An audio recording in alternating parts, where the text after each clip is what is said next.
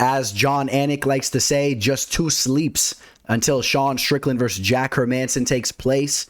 We've had an interesting fight week, I think centered by Sean Strickland's interviews. Most importantly, this guy has really emerged as a polarizing figure in the division. Love him or hate him, it's going to be a little bit similar to a Colby Covington type situation, in my opinion. I know some of you guys are listening to this right now, and some of you guys can't stand the guy, and there's others that really that gravitate towards this guy. They like the fact that he has no filter. They find it interesting, and they think that he is the perfect match for everything that's wrong in society these days. But we're gonna brush upon that main event fight a little bit here in this video. We're gonna talk about how Nicholas Maximov has stolen Nate Diaz's vocal cords. If you guys saw the interviews with him, you'll notice that he's literally Nate Diaz as far as his voice goes. Just poking some fun. But if you guys did hear that interview, I mean, he sounds just like one of the Diaz brothers. It's kind of creepy. Other than that, we have a newly added match for the fight card. Brendan Allen steps in for Phil Hawes to take on Sam Smilin' Alvey. So we will do a breakdown on that fight as well. You guys, buckle in. Let's get to it. So going into his main event slot, Sean Strickland making some noise during fight week once again. If you guys saw his pre-fight interview held yesterday, I mean, he really was not shy to go anywhere with the conversation. You guys know he mentioned some things about Kevin Holland. He discussed why he feels Kevin Holland's not the biggest fan of his. And what he basically said is, I don't think Kevin Holland likes me based on the fact that I stated if me and Kevin Holland, me as in Sean Strickland, if me and Kevin Holland were locked in a jail cell, that ass would be mine if I wanted it. I mean, so this guy, you know, taking a page out of Mike Tyson's playbook, if you ask me, with that ruthlessness. Now, I know it's a different type of animal. You know, Mike Tyson, I'm a giant fan of Mike Tyson. I'm sure some of you guys are as well, so I don't want you guys to get flustered there. But if you guys catch my drift, Sean Strickland has that ruthless demeanor. He's willing to talk about things in all aspects from kind of a primal standpoint. And if you guys know, when you say you could take somebody's ass, I mean, that's about as primal as it gets. I mean, he's basically saying if they were locked in a room, I mean, for a fight to the death or, you know, taking someone's manhood, I mean, he's going to be the guy that prevails there. So obviously Kevin Holland wasn't going to like those that type of statement. Supposedly Kevin Holland was a little flustered when they bumped into each other recently at the UFC training facility, and Sean Strickland said Kevin Holland was pumping up his chest and whatnot, and Sean Strickland just said, hey, listen, if you want to make it happen, you got my Instagram, or I'm willing to go outside right now. Let's go down the block. And quite honestly, I believe Sean Strickland. I think that this guy is ruthless. I think that he's a sick individual, and he really enjoys a bloodbath type of fight, and I think he would be willing to participate in that type of event, not just in front of the entire world in a UFC octagon, but behind closed doors and in an alley. I really do believe that, and I think that Kevin Holland was a little bit less likely to want to participate in something like that, and probably a smart idea, because although Kevin Holland's a very dangerous man as well, in a street fight, I think we have to favor Sean Strickland, and really even in an MMA fight, I think we have to favor Sean Strickland right now. Sean Strickland hasn't really showcased his grappling as much recently, but a lot of people that know his game do know that he is well-rounded down there. Kevin Holland still needs to work on some things, although I am a major Kevin Holland fan as well, and Kevin Holland has the ability to catch anybody, so, you know, let's not forget that as well. But I don't think that that's something Kevin Holland wants in the meantime. I think he needs to keep working on his wrestling over at Hendrickson, and maybe down the line that's a fight that we could see. You know, some other things that he said, I mean, he was talking about how he would like to kill somebody. You know, someone mentioned the guns that he has. He says that, you know, he wouldn't want to use his guns. He would like to use his hands. I mean, he was everywhere with the conversation. Now, I'm curious, what do you guys think about his personality starting to come out? He's obviously a little bit of a sadistic type of individual. Some people like that about him. Some people like the fact that he's just willing to say whatever comes to his mind. Some people feel in this modern day of society where, you know, everything is filtered and censored. You're not allowed to say anything on social media and whatnot. Some people love the fact that Sean Strickland is basically just rebelling against all that. Sean Strickland feels that now with him becoming a giant name in the game and in the division, that he's going to be able to get away with a lot more of this type of stuff, which is even more interesting because we might see more elements of this from his personality. So I'm curious what you guys think. I think I know how it's going to go in the comment section. Some of you people are going to hate this individual. They're not going to like Sean Strickland. They're going to be praying to see him get put out flat inside the octagon, and there's going to be another group of you guys that are going to love the personality of Sean Strickland. So but I am curious to see who outnumbers who. So please do comment below. Are you guys a fan of what Sean Strickland has going on? Now, we know that he has a big fight taking place this Saturday against Jack Hermansson. I do want to brush upon this fight a little bit more. So the more I have broken down tape on this fight, I really feel we have a stylistic clash here between a fighter that is more of a striker against a fighter that is more of a grappler. I really feel that that's the case here. I know that Jack Hermansson has been working on his striking, and he's not completely inadequate there. He has some heavy kicks. He's been working on his boxing. And again, Sean Strickland is a guy that, like I said, hasn't really showcased his grappling, but people that know his game, they know that he is competent down there on the mat as well. But when it's all said and done, I really feel that both of these fighters have specific avenues to go down in order to get their hand raised. And I think that Jack Hermansson is really going to need to get this fight down to the mat at some point in time during this 5-round war. And there's some things that I want to talk about, as we look into this fight.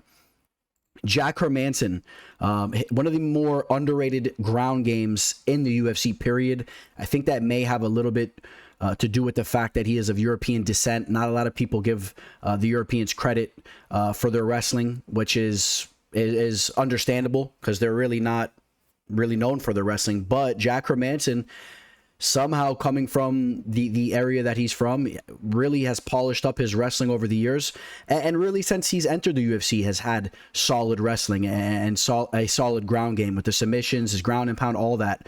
You run the tape back. A lot of victories, on the mat, and not just by way of submission, but ground and pound. If you guys remember, taking out Alex the Spartan, Nicholson, Brad Scott, the Englishman, Thales Leites, a Brazilian Jiu-Jitsu black belt, finishing him with ground and pound as well. How about submitting Gerald Meerschaert via guillotine? Okay, now this is something I do want to talk about here. Gerald Meerschaert, 8 submissions in the UFC. That is the record for the UFC middleweight division. These are high accolades to go out there and submit him the way that he did. Again, these are serious accolades. Jack Hermansson's a very, very legit grappler, and not just by way of submission, but getting the fight down to the mat. He has devastating ground and pound as well. Again, I want to say that again. Okay, so that's what he does. That's really what he does. We continuously look at his resume. How about the guillotine finish of David Branch in the first round, another Brazilian Jiu-Jitsu black belt? A lot of people were raving about his Jiu-Jitsu at that point in time. David Branch, a guy who came from the World Series of Fighting, had an outstanding record and resume. That was a giant victory. Defeating Jacare Souza, he took that fight down to the mat in the second round, controlled Souza the entire time, was willing to go down to the ground with a guy in Souza who was a legendary jiu-jitsu player, one of the greatest MMA fighters, really, period. But as far as from a grappling standpoint, Jacare Souza, one of the greatest jiu-jitsu players in the MMA game, was willing to go down there. And that was in 2019. I saw that fight live. I was cage side for that fight. I actually had a play on Jack Hermansson. If I remember correctly, grabbed them around plus 160, 170. That's off the top of my head. That was a nice dog cash right there, and it was a main event spot. So I remember that very vividly. The heel hook on Kelvin Gastelum. What a beautiful submission victory that was. So showing that he's very diverse with different things that he could do in the mat as well. I love to see fighters implement that heel hook. And now it is a risky maneuver if you don't pull it off. Yes, we saw what happened with Cyril Gahn losing position. And, you can lose your position there. And it is a very... it's a very challenging submission to pull off. So it's a high risk, low reward type of maneuver there, if I said that correctly. But you guys catch my drift. For a fighter to be able to commit to that type of submission and pull it off, I do give them a lot of credit, because if he didn't pull that off, Kelvin could have, circled around, hopped into his guard, and started to take control of that fight. But you got to give credit where credit's due, and he was able to pull off a beautiful heel hook there. And Kelvin was very quick to tap in that fight, if you guys remember. So he had that locked in deep. And again, I'm glossing over some of his victories. We'll touch upon the losses as well. But his victory over Edmund Shabazian, I mean, it was brutal. It was brutal. And then this was the aspect of his ground and pound. Okay, again, when he gets the fight down to the mat, he has heavy, heavy hands. He's not just looking just to submit you. He could hurt you down there in a variety of ways. And his ground and pound is nasty. He's quick to mount you. He's quick to pass your guard. He's very, very dangerous down there. And I feel like if he gets this fight down to the mat, he can cause some problems for Sean Strickland. There's no question about that. I think he can give anybody problems down there in the world. Now, if you take a look at some of his losses, you know, Marvin Vettori was able to work him on the feet. Jared Cannonier caught him with a nasty shot on the feet, dropped him, and eventually finished him there in the ground. But he did catch him on the feet. So Thiago Santos, you know, brutally hurt him on the feet as well. Got that first round knockout. He was choked out by Cesar Ferreira, Brazilian Jiu-Jitsu black belt. But other than that, I mean, we're talking about way back in the day. But other than that, if there was a little bit of a hole in his game, it's been his striking, in my opinion. And even in some of his victories where he's on the feet, I haven't been necessarily impressed too much from what I've seen from him on the feet. I think that he's been learning more and more on the feet, just enough to set up his takedowns or to use his strength in the clinch and push his opponent against the cage and try to control them in that manner. But I haven't been necessarily too impressed from what I've seen from him on the feet. Whereas then you got a guy in Sean Strickland that has really impressed me on the feet. His boxing, although not the typical boxing that you see as far as you know, being super technical and super powerful and crisp, it doesn't necessarily catch your eyes in that sense. It's a little bit more Diaz-esque. It's a high volume type of boxing, and he continuously walks forward and just pressures his opponents, maybe similar to like a Michael Bisping, a Nate Diaz, Nick Diaz type of style. You guys comment below if you could think of some other fighters it reminds you of. I mean, we saw a beautiful display of it against Uriah Hall. What else? Against Brendan Allen. I mean, he caught Brendan Allen early, so also showcasing that he does carry some power. I know not everybody believes that he has the most power in his hands because he's hitting a lot of these fighters with a lot of volume and he's not putting them out, but he did take Brendan Allen out. Brendan Allen, we're going to be talking about him in a second, who is stepping in on short notice to fight in this fight card. But that was a big victory from there.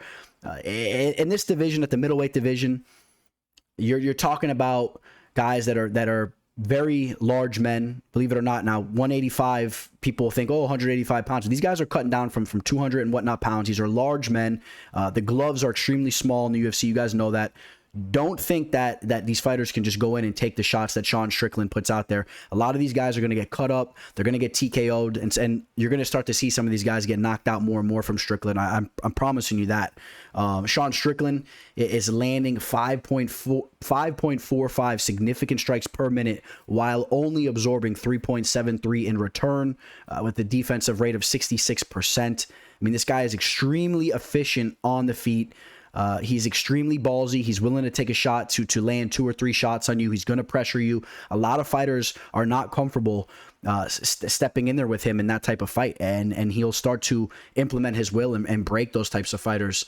Again, as we saw in the Uriah Hall fight, major respect to Uriah Hall for stepping in there and being willing participant in that gruesome fight. But Sean Strickland is just going to go in there and brutalize a lot of guys. And I want to talk real quick about what Sean Strickland has been doing. I believe he is on a 5-fight win streak. The damage that he inflicted on Jack Marshman, finishing Brendan Allen, working Christoph Jocko, Uriah Hall, finishing Nordin Taleb. And then you got to go back to the Zaleski fight where he got caught with the spinning heel kick.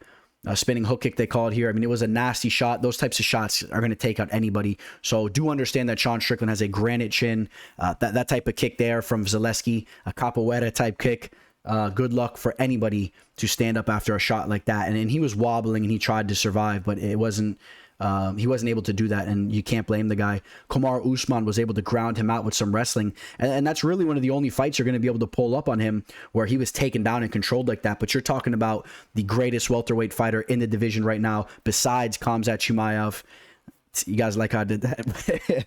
Gonna ruffle a few of your guys' feathers there. No, with all respect, Kamaru Usman is the best welterweight fighter out right now as far as what's been proved. I mean, Khamzat has to prove more, of course. You guys know I'm a major fan of Khamzat, but Kamaru Usman is the welterweight kingpin right now. So Usman was able to get takedowns. He looked phenomenal in that fight. That's when Usman was really, really implementing his wrestling in his fights too. He wasn't even that comfortable on the feet at the time. He was going in there just blanketing guys, and that's what he did to Sean Strickland. But it is Kamaru Usman, and other than that, you don't see it done by any of these other guys. Now, you don't see a lot of big-time grapplers on his resume, so that's something to keep an eye on as well. I mean, as far as from a grappling standpoint, I mean, Alex Garcia had some wrestling abilities. Court McGee, a pretty solid grappler, a guy that really likes to push the pace on you in the clinch. Brendan Allen has very, very good jiu-jitsu and decent wrestling. Wasn't able to get the fight there. He got caught up in a slugfest and got finished early.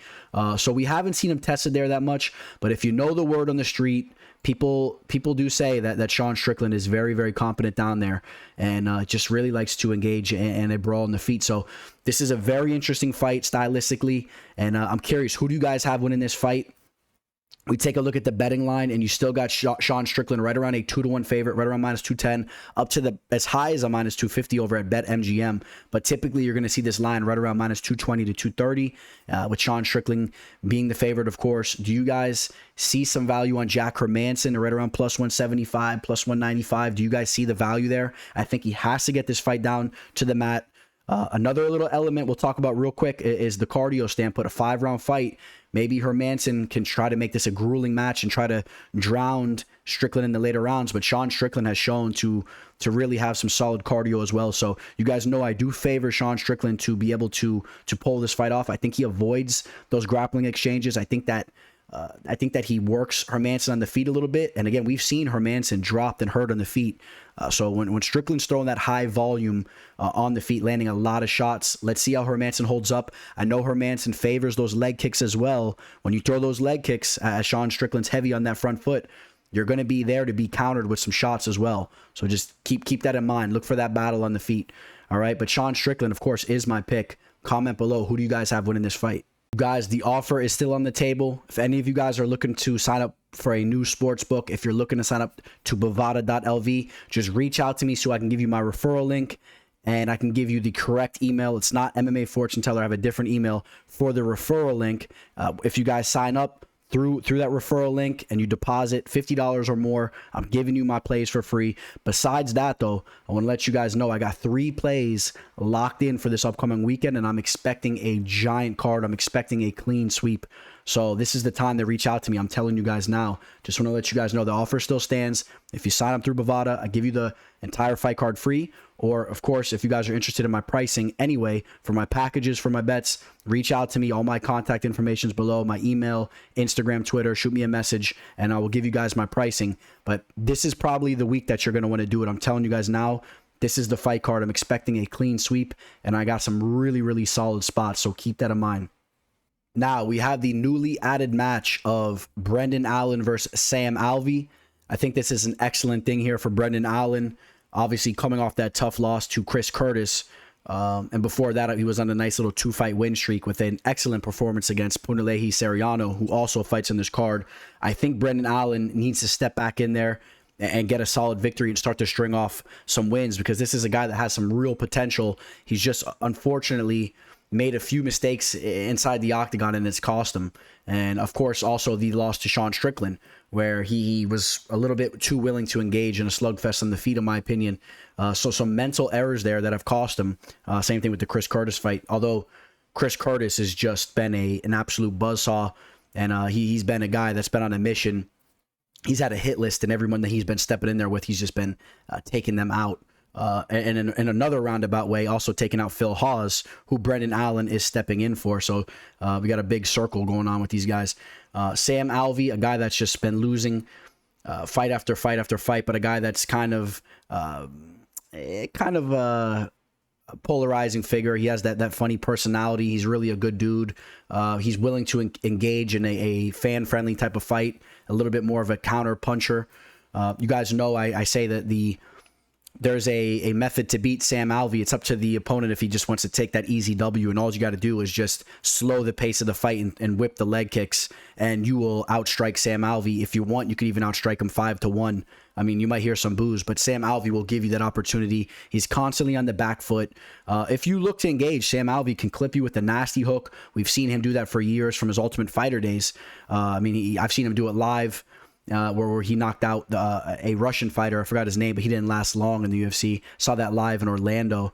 And I'm a fan of Sam Alvey. He's a cool dude. I think this may be the last time we see him in the UFC, though, quite honestly. Wouldn't be surprised if we see him head over to Eagle FC or Bellator after this. I just don't see how the UFC will keep him around after losing so many fights in a row. Because I do have Brendan Allen winning this fight. I want to be clear. I don't care that Brendan Allen's taking this fight on short notice. Brendan Allen, a guy that fights very upright, needs to work on some things defensively, but he throws some nasty kicks. He works the body very well. Obviously, he's been training over at Sanford MMA. You see him over here with Tuco, my boy Tuco over there, fellow Greek, a guy that's fought over in Bellator. Another guy that trains over at Sanford MMA. But I expect to see major growth from Brendan Allen fight to fight. We take a look at Brendan Allen's age. Brendan Allen's still only 26 years old. Okay, this is a guy that came over or started to train with Rufus Sport as he made his Dana White's Contenders debut. He has a lot of good things going for himself. He just needs to really slow things down and work on things from a cerebral standpoint when he's fighting in there. I think that this is a guy that has all the he has all the abilities. He's capable of everything. A great ground game, great jiu-jitsu, great striking. And this is a fight that he should be able to go in there and really... he should be able to handle this fight with ease, in my opinion. If he game plans properly, like I said, where he knows he needs to go out there and get a victory, he cannot play around and get caught with a counter shot from Sam Alvey. He has that sitting in front of him on a platter. And if I know anything, I would say that his coaches over there at Sanford MMA understand this and they'll make it happen. I will say this much: Henry Hooft is a very aggressive coach. He's a very aggressive. He has an aggressive style with his fighters. He really wants his fighters going in there and chopping their opponents down with the striking. I hope that Brendan Allen doesn't get caught up in this. I hope that he goes in there and he's patient and he just looks to work Alvey. I think that if he slows things down, he could even still put on an impressive performance and get a finish, even without making this a slugfest.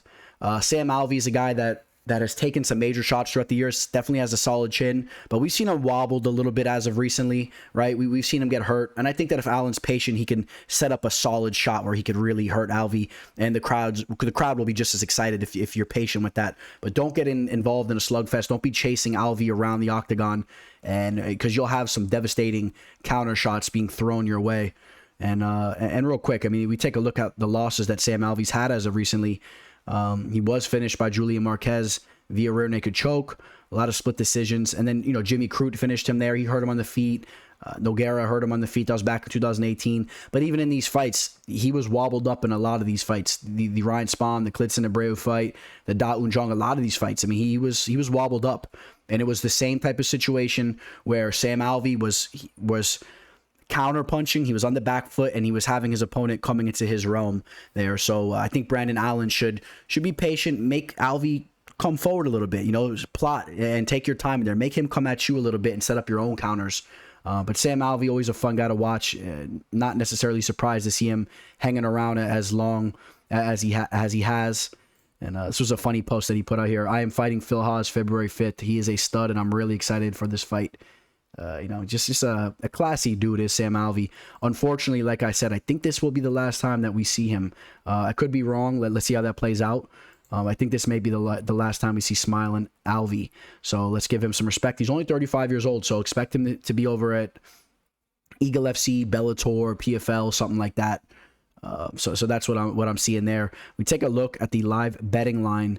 Brendan Allen, opening up right around at minus 435, dropping to that 410 range. So opening up as a 4-1 favorite, roughly. That's a big favorite right there. And especially for a fighter coming in on short notice. Typically, when a fighter comes in on short notice, people are not really respecting him as much as maybe they would with the full camp. You guys know how that goes. I got Brendan Allen to win this fight, and I think there's a possibility he gets the finish in this fight. But he should be careful. He doesn't want to walk into a trap there. Brendan Allen gets the job done. Now, real quick, just want to brush upon the co-main event. This guy, Nick Maximov, you guys know he's a Diaz product. I thought it was very interesting to hear him talk in the mic the other day. He sounds just like a Diaz brother. Now, he doesn't have the little Nate Diaz list, but if you really listen to him talk, a lot of his verbiage and the way he expresses himself is just very Diaz-like, in my opinion. I'm curious to see more and more of him as a fighter inside the octagon. I want to see if that Diaz fighting style really comes out. He needs to show more on the feet. We know he has the grappling base. He has a tough test in front of him in Punahele Seriano, a guy that's really looking to take your head off at all times. I'm very interested in this fight. I think that Maximov has some avenues for victory, maybe an edge with the cardio and whatnot, but I think that Seriano will be much more confident on the feet, much more capable with his boxing. And I want to see how Maximov looks on the feet, having somebody throw those missiles at his head. Is he going to be calm and cool, collected with his defense and look to wear his opponent out where he could start to take over?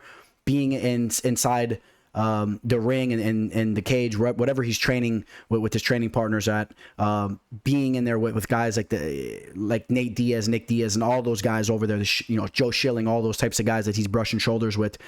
You would think that even since his last fight, it's been 5 months, you would think that he'd be getting more and more comfortable on the feet, and that going along with his grappling. This guy could be a pretty complete fighter. Still very young though, but Seriano is a guy that's going to be looking to take your head off once that bell rings, and a guy that is more polished up with his boxing. So an interesting match there. But listen to him talk in the mic. Comment below. Did you guys not think this guy is just a knock off the old block as far as just, training with the Diaz brothers, talking like them? I mean, this guy is a 209 type of dude. Seems to be a little bit of a nicer kid. I think he comes from a Russian background or whatnot, but he seems to be, I don't know if he was born here. I think he was born in America. I don't know. I know he has some Russian tattoos, has the Russian last name, but seems to be a little bit more of a calm and cool, collected type dude, like a nicer guy. But I'm curious to see more and more of him as his career progresses. So that should be a good one. All right, guys, that's going to wrap up this short episode. Hope you guys enjoyed it. As promised, more and more content coming out to you guys.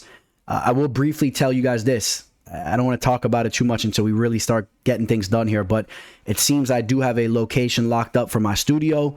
I got some big plans, like I promised you guys, that will all be unraveling over the next couple months, but we're going to have live streams coming again, fighter interviews, a lot of good stuff coming to you guys. I'm going to have a dope studio set up, and I have some things being worked on and some ideas that I'm going to be building to make a really, really cool drop back behind me with better camera angles, all that. So as far as just this simple camera right here with me at the penny bar sitting here, eventually this will be a thing of the past. So I'm excited for all the new things to come.